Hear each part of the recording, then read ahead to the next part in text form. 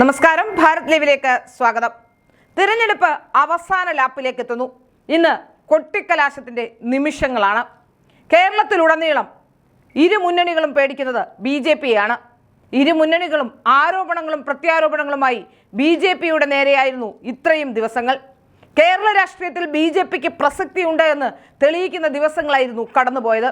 ഇരു മുന്നണികളും ഏറ്റവും കൂടുതൽ ഭയപ്പെട്ടത് BJPയെ തന്നെയാണ്. BJPയുടെ പല സ്ഥാനാർത്ഥികളെയും അപകീർത്തിപ്പെടുത്താനുള്ള ശ്രമം പല കോണുകളിൽ നിന്നുണ്ടായി. രാജീവ് ചന്ദ്രശേഖർ മുതൽ ശോഭാ സുരേന്ദ്രൻ വരെയുള്ളവരെ പല രീതിയിൽ ആക്ഷേപിക്കാനുള്ള ശ്രമങ്ങളുണ്ടായി.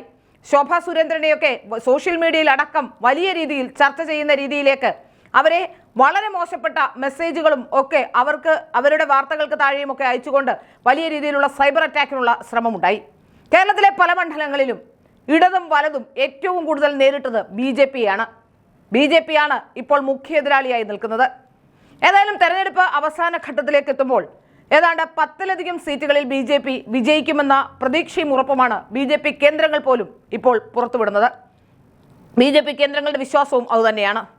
തിരുവനന്തപുരത്ത് ഏതാണ്ട് 3-4 മണ്ഡലങ്ങളിൽ വിജയം അവർ ഉറപ്പാക്കിയിട്ടുണ്ട് എന്നാണ് BJP കരുതുന്നത്. പാലക്കാട് തീർച്ചയായും ശോഭാ സുരേന്ദ്രൻ വിജയിക്കുമെന്ന ആത്മവിശ്വാസമുണ്ട്. അങ്ങനെ പല മണ്ഡലങ്ങളിലും BJP വിജയമുറപ്പിച്ച് മുന്നോട്ട് പോവുകയാണ്. കരുനാഗപ്പള്ളിയിൽ ജിതിൻ വലിയ രീതിയിൽ പ്രകടനം നടത്തി മുന്നോട്ട് വരുന്നുണ്ട് എന്നാണ് മനസ്സിലാക്കാൻ സാധിക്കുന്നത്. ചാത്തന്നൂരിൽ അരുൺ എന്ന് പറയുന്ന സ്ഥാനാർത്ഥി, അങ്ങനെ അനൂപ് എന്ന് പറയുന്ന സ്ഥാനാർത്ഥി, അങ്ങനെ വിവിധ മണ്ഡലങ്ങളിൽ ചിലപ്പോൾ ശ്രദ്ധിക്കപ്പെടാതെ പോകുന്ന ചില മണ്ഡലങ്ങളിൽ കൂടി BJP ഒരുപക്ഷെ വിജയിച്ചാൽ പോലും അതിൽ അതിശയോക്തിയില്ല. അങ്ങനെയാണ് കാര്യങ്ങളുടെ കിടപ്പ്. അതുകൊണ്ട് തന്നെ SDPയുടെ വോട്ടിന് പരക്കമായിരുന്ന ഇരു മുന്നണികളെയും നമ്മൾ കണ്ടു. അത്തരത്തിലുള്ള വോട്ടുകൾ വാങ്ങി വിജയിക്കാനുള്ള ശ്രമം. മഞ്ചേശ്വരത്ത് K സുരേന്ദ്രന്റെ വിജയം ഏതാണ്ട് സുനിശ്ചിതമാണ് എന്ന തരത്തിലുള്ള വാർത്തകൾ വരുന്നു. അപ്പോൾ കേരളത്തിൽ ഇന്നൊരു രാഷ്ട്രീയ ബദലായി BJP വളർന്നു വരുന്നുണ്ട് എന്ന കാര്യത്തിൽ സംശയമില്ല. അതുകൊണ്ട് തന്നെ ഇരു മുന്നണികളും പേടിച്ചിട്ടുണ്ട്. ആര് ഭരിക്കണം, ആര് ഭരിക്കേണ്ട എന്ന് തീരുമാനിക്കുന്ന വോട്ടുകൾ ഇത്തവണ BJPയുടേതാകുമെന്ന കാര്യത്തിൽ ഒരു സംശയവും വേണ്ട.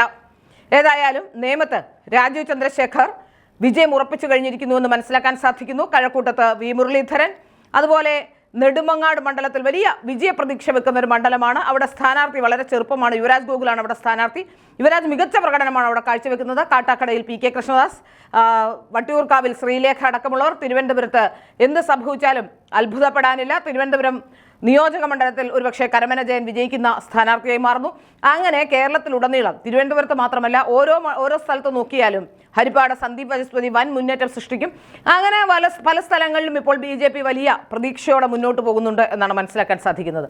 പാലക്കാട് ശോഭാ സുരേന്ദ്രൻ വിജയിക്കുമെന്ന് 100% ഉറപ്പായി കഴിഞ്ഞിരിക്കുന്ന മണ്ഡലമാണ്. അവിടെ വലിയ രീതിയിലുള്ള പ്രശ്നങ്ങൾ ഉണ്ടാക്കാനുള്ള ശ്രമമൊക്കെ ഉണ്ടായി, പക്ഷെ ഒന്നും വില പോയില്ല. കേരളത്തിലെ അമ്മമാരെല്ലാം ശോഭാ സുരേന്ദ്രൻ വിജയിക്കണമെന്ന് ആഗ്രഹിക്കുകയും പ്രതീക്ഷിക്കുകയും ഒക്കെ ചെയ്യുന്നുണ്ട്. ഏതായാലും BJP വലിയ വിജയപ്രതീക്ഷയിലാണ്. 10ലധികം മണ്ഡലങ്ങളിൽ BJP ജയിക്കും എന്ന ആത്മവിശ്വാസം രാഷ്ട്രീയ കേന്ദ്രങ്ങളും BJPയും ഒക്കെ പങ്കുവെക്കുന്നുണ്ട്.